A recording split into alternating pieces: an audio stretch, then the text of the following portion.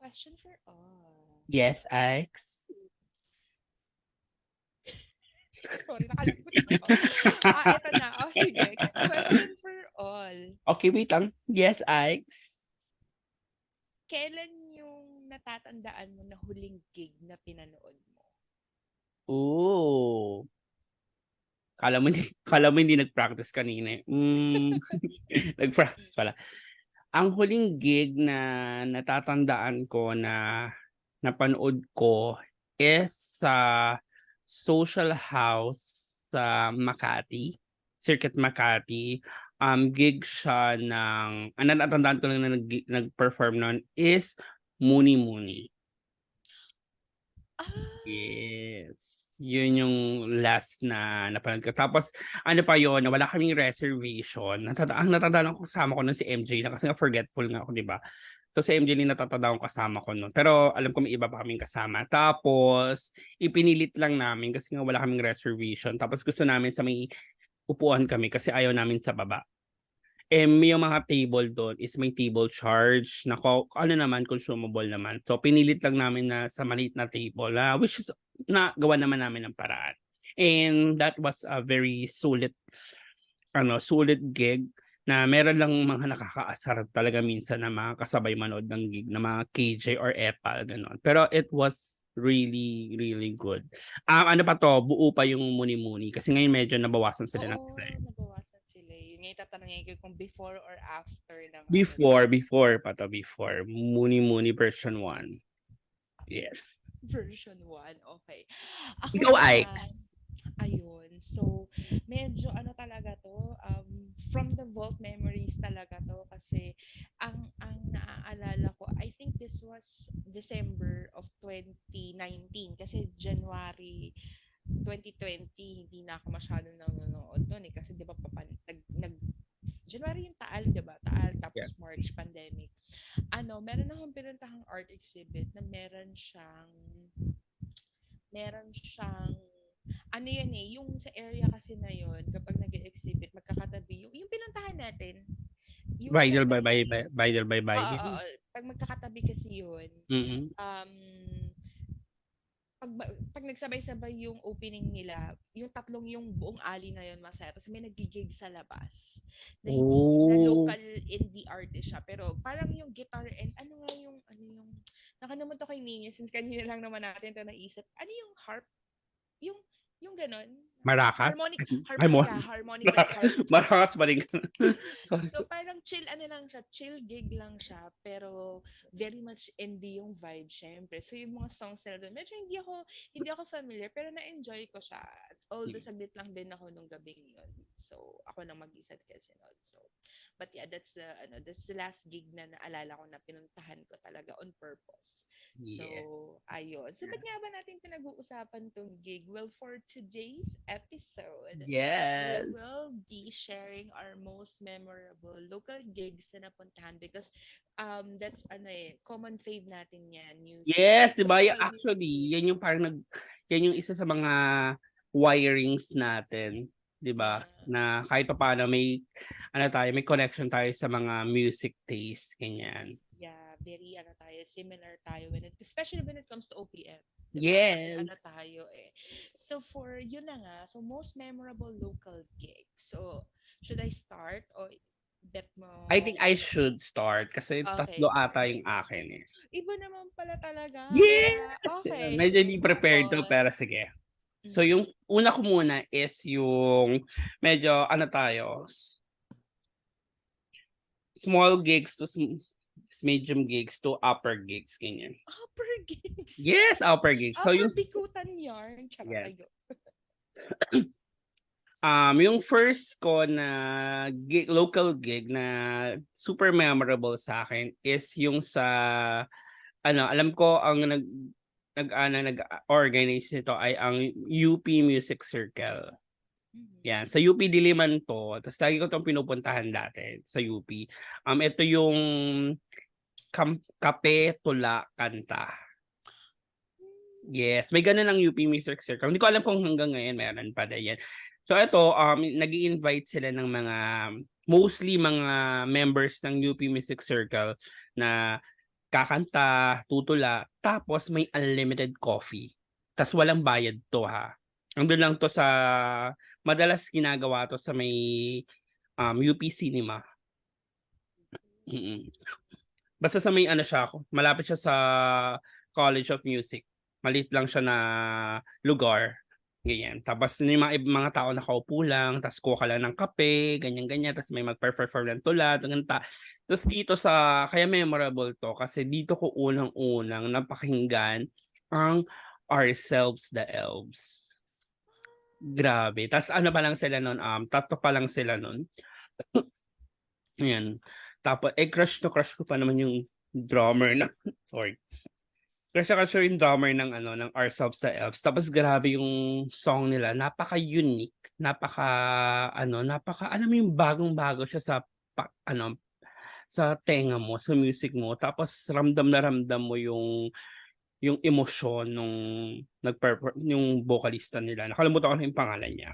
Yun, so grabe talaga. Dun ko yung una ko narinig yung, ano ba isang kanta nila? Wait lang. Nalimutan ko lang yung title eh. Wait, hanapin ko lang. Ourselves the Elves. Wait lang Wala. Wait. Yung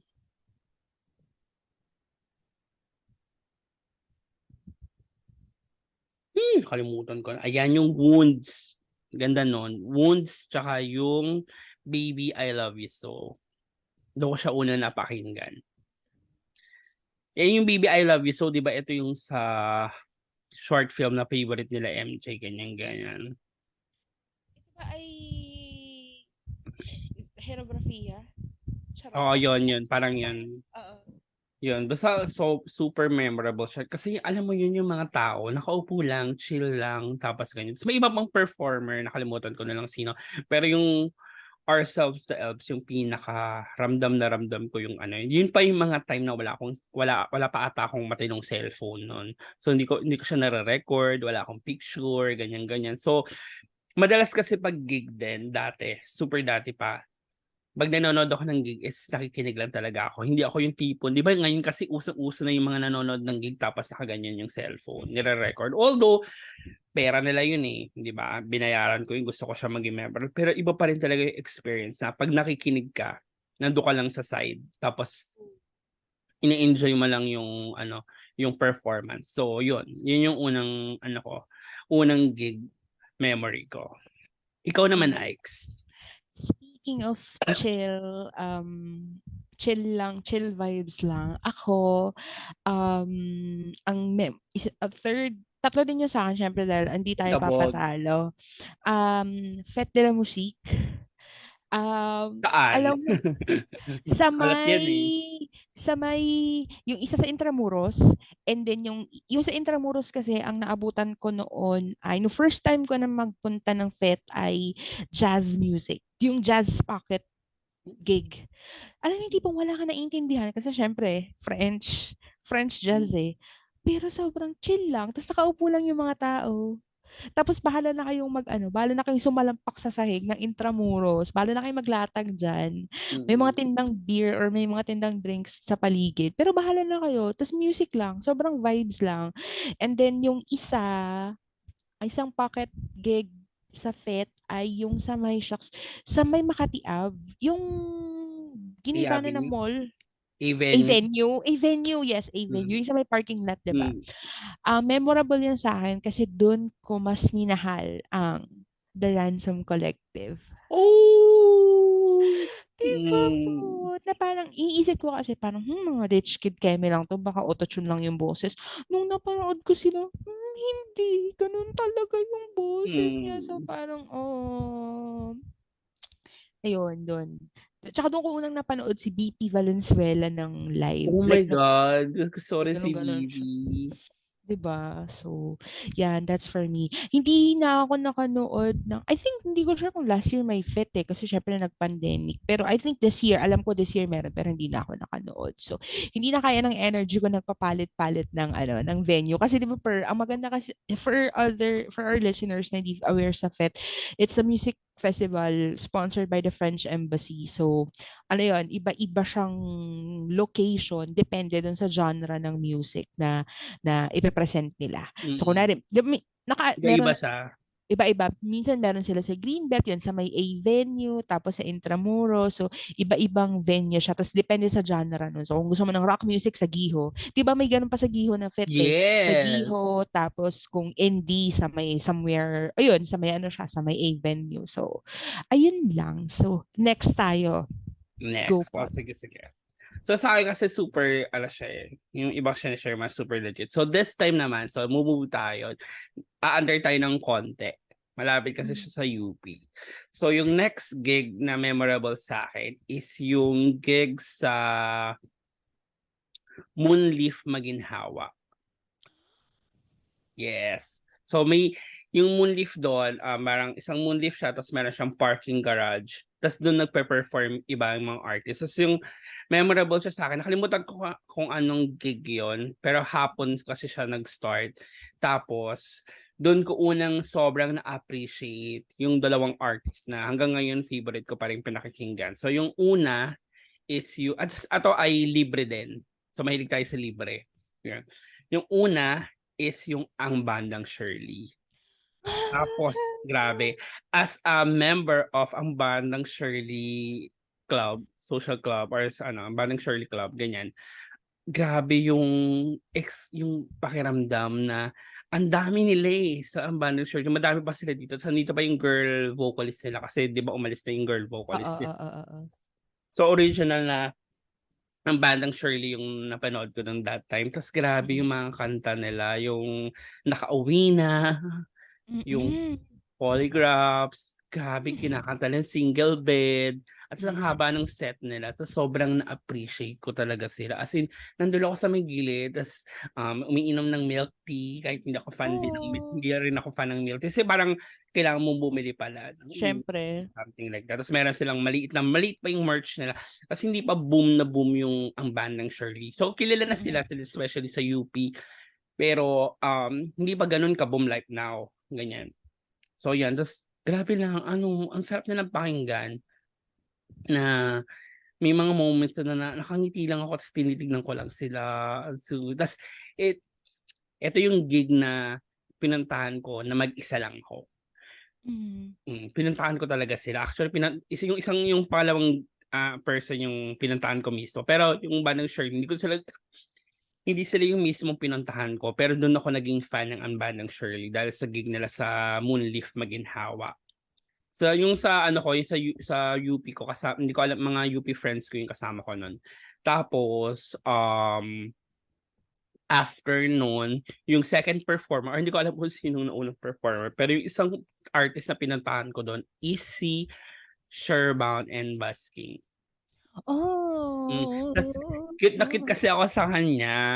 Ganyan. Tas grabe yung kanta niya, yung John Lloyd, yung waltz, ganyan. Grabe, tinititigan ko lang siya habang kumakanta siya.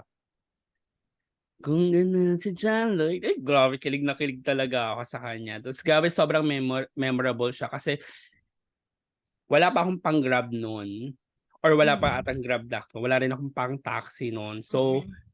nag-bus lang ako no'n papunta tsaka pauwi. Tapos ang baba ko pa no'n ay Pilcoa kaya ang layo nung nilakad ko papunta do'n.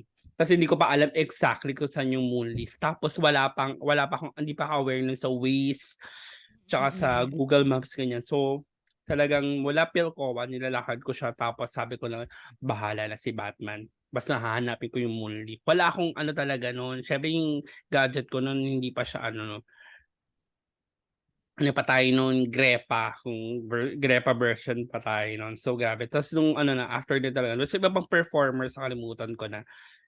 Isa siguro yun sa pinakasulit na pagod na gig na pinuntahan ko. Like for the love of music. Kasi mukha lang talaga akong ganto-ganto. Pero grabe lang talaga yung appreciation ko sa indie music or something. Sa local music natin, ganyan. So, super memorable ang Moonleaf Maginhawa, bandang Shirley and Sherban and Basking version, ganyan. Ikaw, Oh. Ike's. Actually, dapat ang bandang Shirley din yung sa akin. Pero sa The Collective ko sila napanood nun.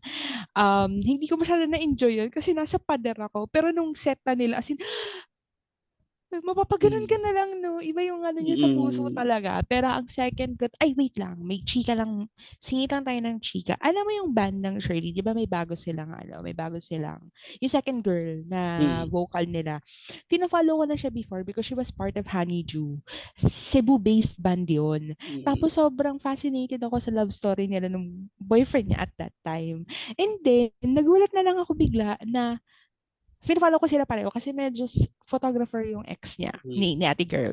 Fina-follow ko sila pareho. Tapos, um, nagulat na lang ako, one time, sabi nung isang friend ko na kasama ko mag-stalk dun sa mga yan, charot. Wala na yung pictures ni ate girl dun sa feed ni photographer. As in, parang nag-empty or something. Tapos biglang after a few months, nakita namin siya na, ay, siya na pala yung bagong vocalist ng ang bandang Shirley. Mm. Tapos hindi na siya sa Cebu, nag-base na siya sa Manila. Tapos di ba naging sila na nung sa ang bandang Shirley na guy. So Mm. parang doon namin na-confirm na, wala na sila ni ganyan. Parang sobrang goals, hashtag goals ng relationship nila nung photographer na yon. But anyway, so yun lang, chika ko lang yan. At speaking of ano din, yung previous vocals naman ng ang bandang Shirley, pinsan siya ng dati kong manager na Wow. pinsan din ni Jao Mapa.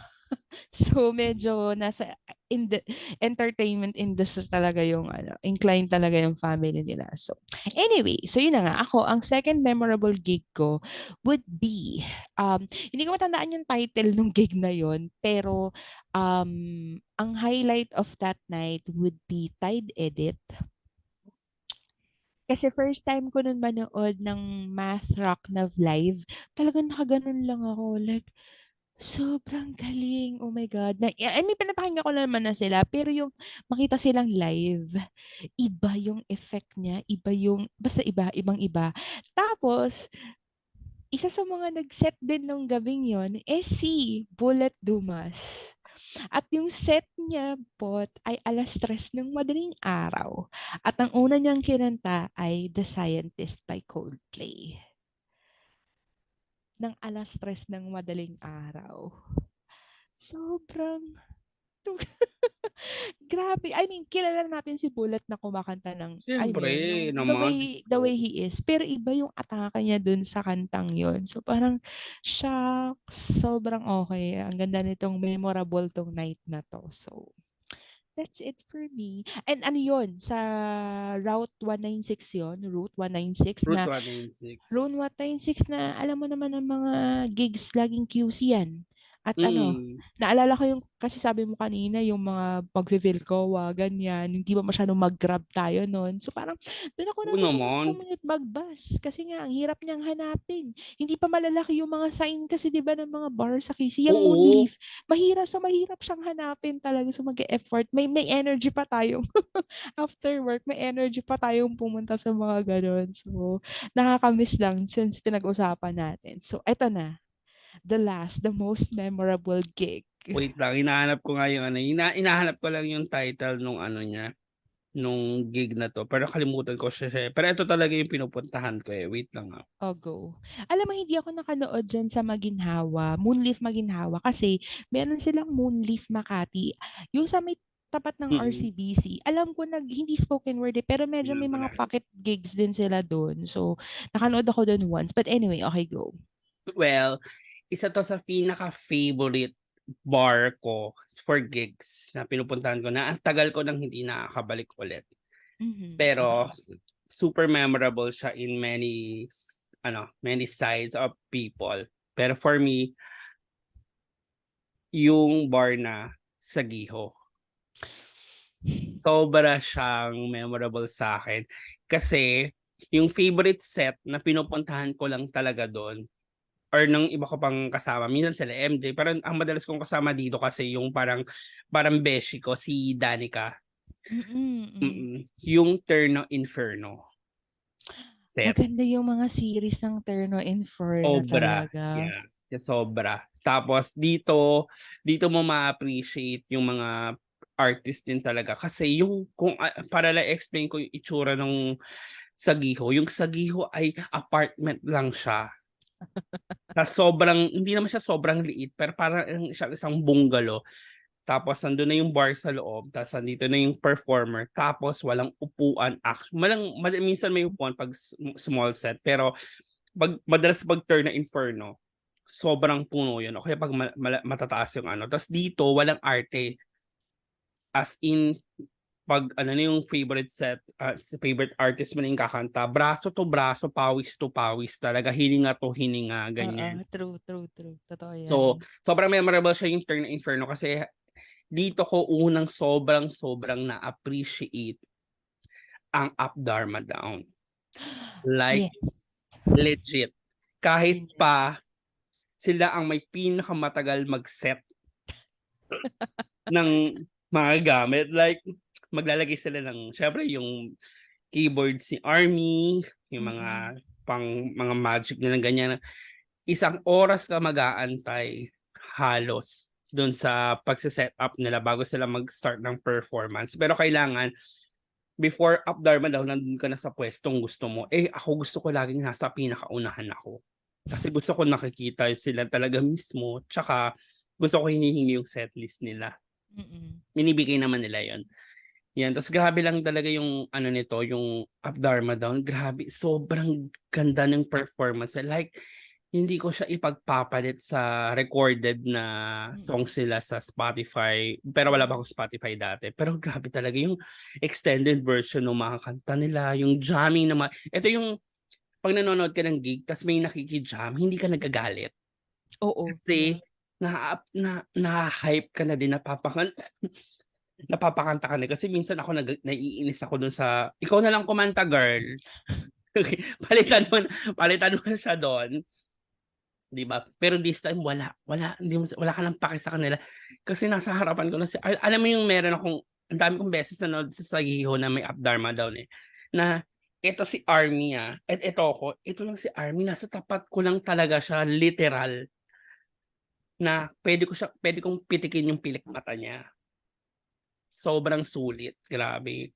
Kahit na after ginong paglabas ko, ang baho ko na kasi sobrang init.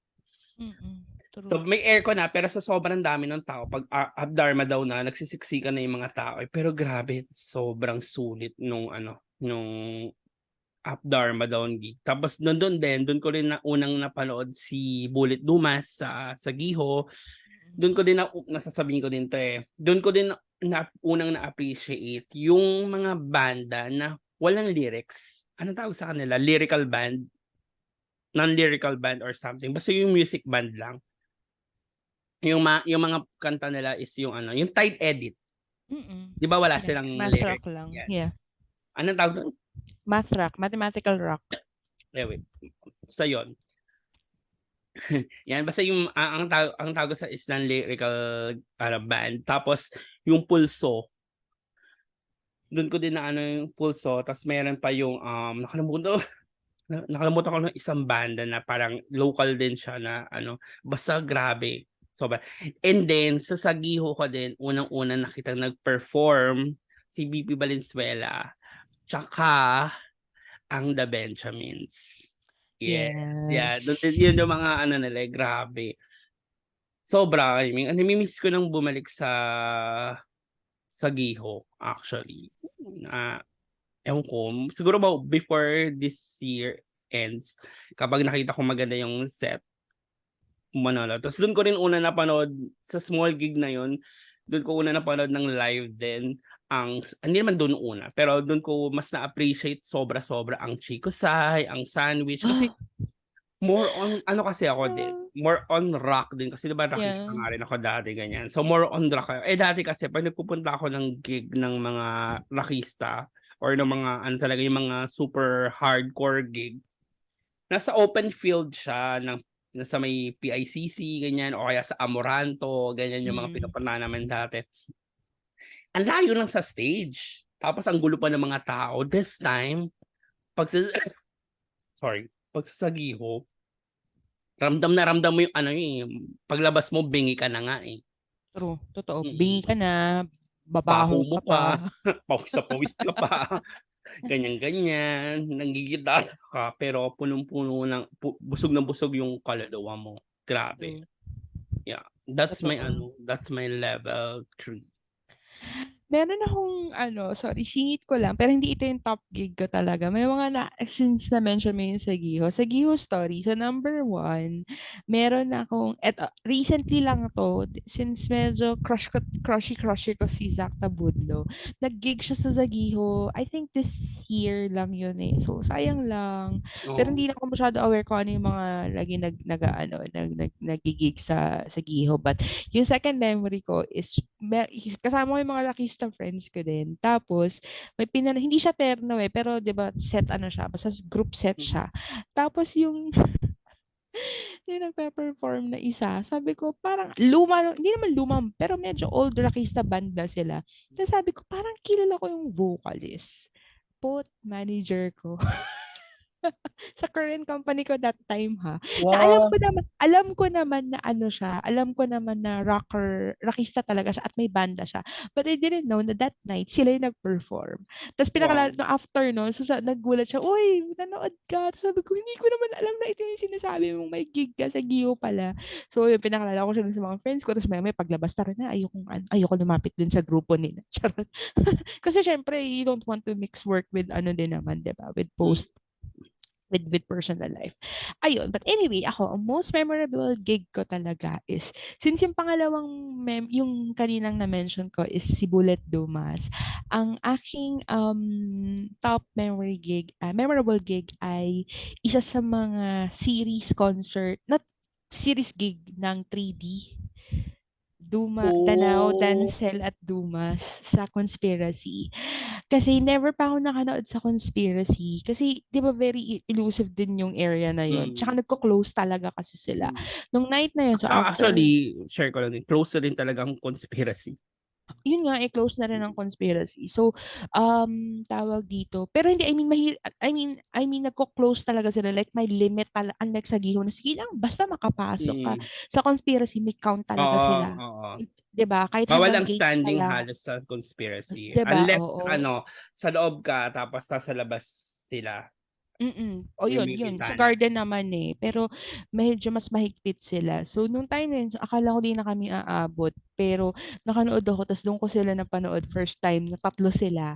Tapos syempre, eventually nakanood din naman ako nung concert naman na talaga nila sa Music Oh, Museum. Pero grabe lang na, ang ganda kasi nung vibe sa Conspiracy dahil nga garden cafe siya. Kahit yes, mapunta ka dun sa super. mismong sa may gate lang na may bubong, rinig mo pa rin at ramdam mo pa rin and grabe maka-appreciate yung crowd na kakanta lang yung crowd kapag pwede na. 'Di ba may Mm. parang mutual respect Yes. lahat doon sa artist na hayaan mo muna silang kumanta pag pwede nang kumanta, pwede nang makisabay then go. Yon. So, isa sa mga series gigs ng ano ng 3D. So that's Danao, Dancel, and Tumas. So, and medyo mahal ang conspiracy ticket. So kaya memorable. Kasi natandaan ko talaga, parang mahal naman ito sa Giyo, may beer na. Charot. Mm. So, Yeah. ayun. So, bonus track, Go. dahil binibit tayo, meron din akong ano, kwentong conspiracy, 'di ba? Ang dami ko talaga napuntahang ano, ang dami ko talaga napuntahan Mm. yung mga super pre-pandemic level. So, yung conspiracy naalala ko pa yan, meron pa yung parang pathway, 'di ba? Yun nga, yung sa may gate, tapos Oo. papasok. Oo. Oo, tapos mas garden, tapos may bintanang malaki, tapos pasok ka sa loob, ganyan. So, Mm. memory ko, ang conspiracy memory ko is ganun din, pero hindi 3D. It's Ano? just Dancel lang. Si Abby Dancel lang talaga. Kasi Ah. super fan din ako ni Abby Mm. Dancel. Pero super fan ako ng Dancel and Dumas talaga. Yung ano, sino yung Danaw, hindi masyado. Parang Mm. isa lang kanta yung alam ko, yung Ikaw at Ako lang alam ko sa kanya Mm. eh. Yun. Tapos nanood ako ng ano, ng concert nga ni, hindi naman concert, gig lang talaga siya. Tapos normal Mm. gig lang talaga siya. Hindi siya yung ano, sobrang per perfectionist performer si Ebe. Ebe Dancel, sobra. As in, minsan meron parang medyo harsh yung feeling ko hindi naman siya harsh kasi ganoon talaga siguro yung team niya. Pero parang pag hindi mo masyadong mabibigla ka kay Ebe na parang harsh yung pakikitungo niya dun sa mga kasama niya. Parang hindi naman talaga. Talagang may pinapaayos lang siya. Pero grabe si Ebe Dancel din talaga. Siya yung mga ano, kahit siguro walang gitara, walang musical instrument, ma masusulit mo yung ano ay yung acapella level, maa-appreciate mo si Ebe Dancel kasi sobrang galing din talaga niya, sobrang Mm.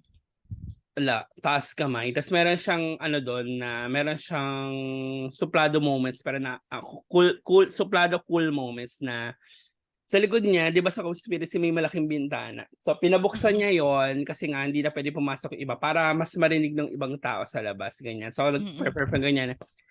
Tapos after yung ano, yung tao kasi sinabihan niya na wag makikisabay muna. Eh, Mm. mga nakisabay pa din. So sabi niya, "Ay naku hindi kayo nakinig sa'kin, sasarado ko na ulit 'to." Ta's pinasara niya na ulit talaga. Medyo ma-attitude nga siya 'pag live, Mm. pero mage-gets may artist siya, eh. So Sobrang sobrang na-appreciate ko siya as in. Tapos yung 3D na 'yan, gusto ko rin talagang panoorin 'yan, pero 'yan pa yung mga Grepa moments ko. Like ano talaga, nanghihinayang akong bumili ng ticket or something like lalo yung Music Museum, gustong-gusto ko yun, eh. Pati yung ano, alam ko ikaw 'to, eh, nainggit din ako sa'yo nito, eh, yung Kamikaze, last concert ayun nila sa sa Araneta, oo. Araneta. 'Di ba Oo, nanood ka din? napanood. Inggit na inggit Mm. ako nun. Eh, ano rin ako, eh, Kamikaze din ako as in yung super chick silog level pa yung Yeah. Kamikaze ko. 'Di ba nga kasi rockista nga ako dati. Rockista ka talaga, eh, totoo. Artista talaga ako mga ang hindi recent yung mga nung nag-change na lang ako ng, character na punta kay Evidence, kaya Ambag Sherlock, pero dati talaga Urban Dub, True. Greyhounds, 'di ba? Greyhounds, kaya nga gulat na gulat ako sa'yo dati kasi gano'n talaga yung mga gig na pinupuntahan mo Oo, samantalang mga totoo, Mix Mo, mga Amoranto, Rakrakan Amoranto, Diyos ko. Festival, yan talaga Yeah. yung mga ano na nga ay naku mababahong concert talaga yung mga trip ko rin talaga dati. So yun lang, nainggit lang ako sa'yo nung nanood ka ng Kamikaze concert nila. Pero naano ko na yun na hindi naman yan yung huling concert nila, eh. Tignan mo nga Exactly. Tignan mo ngayon, 'di ba? May ano pa nga, 'di ba, may chika pa nga yung last concert nila sa ano, mm, yung sa probinsya, nabalitaan mo oo. ba yun? Hindi naman din parang andun din ako medyo sided ako nun sa Kamikaze kasi meron ding mga prinsipyo 'tong mga 'to, eh. Eh, Hmm, ayaw nila, eh, 'pag ayaw siguro ayaw. true. Hmm, Totoo mm. naman. So Parang parang sila ang parang outside explanation 'to, eh. Parang hindi namin 'to forte, hindi kami ganito na banda na magpapa-picture taking sa ganito, ganyan, ganyan. Alam mo yung mm, normal lang tsaka binayaran mo kami para mag-perform. Parang nilalayo nila yung image nila dun sa image na alam nilang naman talaga na hindi naman talaga yun yung oo, image nila. So, eh, yun hindi sila true. perform eh, bayad naman sila, 'di okey kung ako din naman, 'di okey, True, okey. totoo. Mm, Eh, di wow. hmm. Eto na naman tayo sa eh, di wow, pero tama ka dun, tama ka nga naman. So, ayun, and I think that wraps up our, local gigs, Hanash. Uy, Nakaka-miss pero po 'no? oo, tsaka alam mo, originally hindi naman talaga dapat ito yung topic natin. Like, Hoy, wag mo namang i-call out si Kaloy Butil. Huy, hindi para may kasalanan din tayo dun. Pero yun nga, hindi naman talaga ito yung original natin ta's hindi tayo prepared talaga prepared. dito. As Mm. in 30 minutes lang tayo 30 minutes lang tayo nag-decide na ito na lang yung topic natin ta's biglang alam mo yun parang ang dami nating Ang daming nasabi. memories, kaya Ibig nga, sabihin eh. stock knowledge talaga. Parang ano talaga, parang wala, ito super na-enjoy ko 'tong episode na 'to kasi grabe na lang talaga yung ano ko, yung pagka-miss ko tsaka yung feeling ko maano ko na hindi naman ako ewan ko lang, parang minsan kasi si siyang putang ina, Hmm, sinasabihan ako niya na, "Ang boring mo o kaya ang corny mo." Ginaganon ako sa siyang putang ina. Pero na-realize ko na hindi naman ako boring, hindi naman ako corny, 'di ba? mm. Super ano nga ako, super artsy nga ako actually, hindi lang nakikita physically pero 'di ba, True. spiritually, talagang spiritually 'no.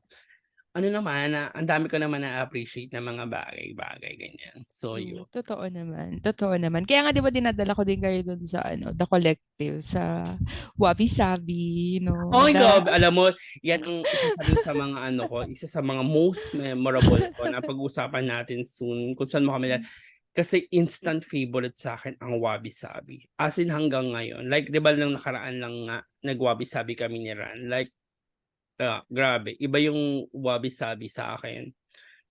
Pero ang pinaka-natatandaan ko na dinala mo ko is na sobrang na-appreciate ko din is sa Vinyl on Vinyl. Ikaw nagdala sa'kin dun. Yung ano, oo, yung may exhibit din ta's Yung may may exhibit ano, ata yung friend mo. friend actually ni Archer yun, naki-ride lang ako kasi gusto ko yung Okey, artist na oo. pero Kasi yeah, nakaka-miss nga. sabi kong Ang ganyan, first time kong makapunta sa ganitong event. mm. Ganito pala dito, ganyan. Ta's yung nagdadalawang isip pa kami ni MJ na, "Libre ba yung wine? Libre yung wine?" Uy, Libre ba yung wine? Puwede ba tayong kumuhang wine? At the end of the night na hindi rin kami kumuha. oo, nag-beer lang tayo nun, pero yeah, 'di ba, nakaka-miss. Actually, yung mga gigs ngayon nga, medyo less na din yung mga free food. I think nag-start yan nung pandemic kasi siyempre 'di ba yung sharing ng food tapos may Mm. ganyang event, so medyo careful sila. Pero next time, sige, kapag may tanghaling event, charot. O kaya kung pwede ako mag-overnight ng gabi, tingnan natin. Nakaka-miss din, nakaka-miss actually. Kaya nga, kaya nga nililook forward ko din yung, ito nga, gusto ko lang ding isingit since feeling ko din naman tayo masyado magko-concert memories. Napag-usapan lang namin to nung friend ko na lagi kong kasama din kapag mga si Ed Sheeran concert. Sabi ko kasi, parang this time, sabi ko, ayoko mag-Ed gusto kong manood, pero kasi ang pangit ng venue. Na Ano parang bang hindi venue? SMDC Festival Grounds. Yung sa may tapat ba 'to ng ano, ng Sa may Soler? Asiana. Oo, yun, yung tapat, yes, yung tapat ng Soler. Ay naku, may blessing ni BBM yun. I know, right? Sabi ko nga, ayoko na pag namarkahan na ng mga BBM. Tsaka 'di ba yung concert ni Ed Sheeran ngayon is paikot? Yun nga po, pero ang Oo. catch doon, yung parang worth 11K na ticket, free seating.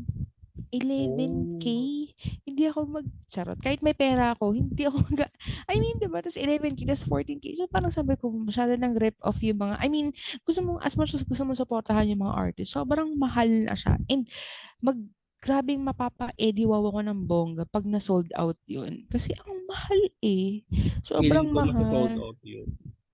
Well, good luck na lang to them. Mm. Sabi ko nga abangan ko na lang sa TikTok. Pero yeah, speaking of, balik tayo dun sa gig. So hopefully, before the year ends or kahit next year, early next year, makanood tayo ng gig. Para may another gig memories tayo. Yes, pero for our outro ba Mm-mm. tama? Oo, Outro na outro. din. Ang question na lang din, Mhm. sinong local artist ang nilo-look forward mo na mapanood ng live? Ang arte ko, kinilig ako, Zack Tabudlot.